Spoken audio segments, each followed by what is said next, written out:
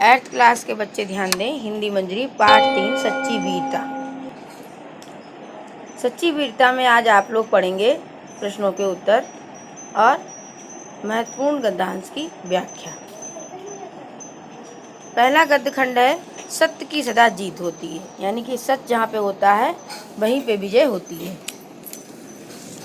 प्रस्तुत गद्यांश की पंक्तियाँ हमारी पाठ्य पुस्तक मंजरी के सरदार पूर्ण सिंह द्वारा लिखित निबंध सच्ची वीरता नामक पाठ से लिया गया है। इस प्रसंग में बताया गया है कि गद्यांश में लेखक ने सच्चे वीर के गुणों का वर्णन किया है। सच्चे वीर की सत्य के कारण सदा जीत होती है। पवित्रता और सबके लिए प्रेम रखने के कारण उसकी विजय निश्चित होती है। सच्चे वीर ये अच्छी प्रकार जानते हैं कि संसार का आधार धर्म और आध्यात्मिक नियम ही है। इन्हें अपनाकर आगे बढ़ने वाले वीर लोग हमेशा विजय प्राप्त करते आए हैं। जब हम कभी रंग खिलेंगे। संदर्भ एवं प्रसंग पूर्वक लेखक ने वीरता के प्रभाव के विषय में बताया है। हम जब किसी वीर पुरुष की वीरता का वर्णन सुनते हैं तो शरीर में लहरें उठती हैं और तन रोमांचित हो उठता है, लेकिन दिखावे के कारण ये प्रभाव देर तक नहीं रह पाता, क्योंकि हमें सचमुच वीर नहीं बनना चाहते।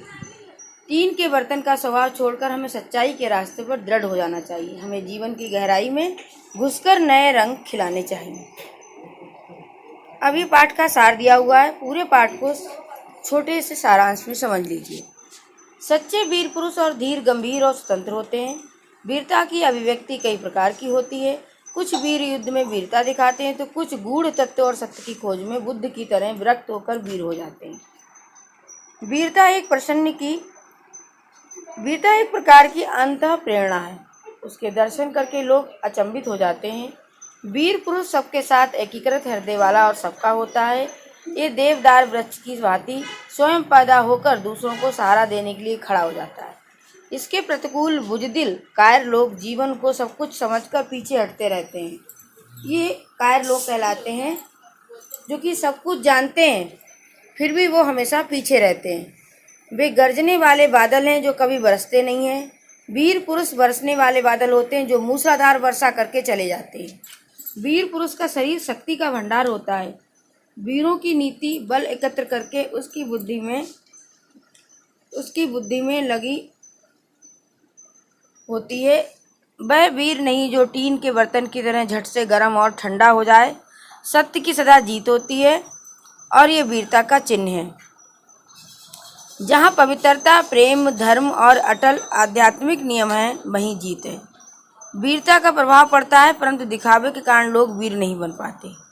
टीन के बर्तन का स्वभाव छोड़कर हमें सच्चाई के रास्ते पर दृढ़ हो जाना चाहिए। हमें जीवन की गहराई में घुसकर नए रंग खिलाने चाहिए। प्रश्न नंबर 1 देखिए। किसने क्या कहा कोष्टक में दिए गए नामों से चुनकर वाक्य के सामने लिखिए। महाराजा रणजीत सिंह, मंसूर,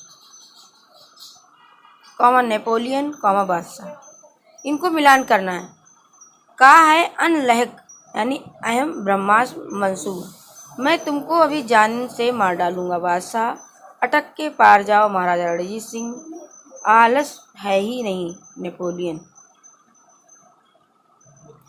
लेखक के अनुसार दुनिया किस पर खड़ी है? धन और दौलत पर, ज्ञान और पांडित्य पर, हिंसा और चल, धर्म और अटल आध्यात्मिक नियमों पर। दुनिया धर्म और अटल आध्यात्मिक नियमों पर खड़ी। अपने अंदर की वीरता को जगाने के लिए हमें क्या करना चाहिए? उपयुक्त कथन पर सही का चिन्ह लगाइए। हथियारों को एकत्र करना चाहिए, वाद विवाद करना चाहिए, सच्चाई की चट्टान पर दृढ़ता से खड़ा होना चाहिए। सच्चे वीर पुरुष में कौन कौन से गुण होते हैं? सच्चे वीर पुरुष में धैर्य, गंभीरता, स्वाभिमान, साहस आदि गुण होते हैं। उनमें उच्च मनोबल, पवित्रता और सबके प्रति प्रेम की भावना होती है। बादशाह द्वारा जान से मारने की धमकी देने पर गुलाम ने क्यों कहा? गुलाम ने फांसी पर चढ़ जाने और बादशाह का तिरस्कार करने की बात कही।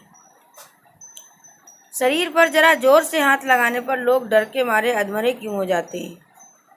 लोग शरीर को जीवन का केंद्र समझते हैं, इस कारण शरीर रक्षा के निमित्त लोग डर के मारे अधमरे हो जाते हैं। लेखक ने वीरों को देवदार के वृक्षों के समान क्यों कहा है?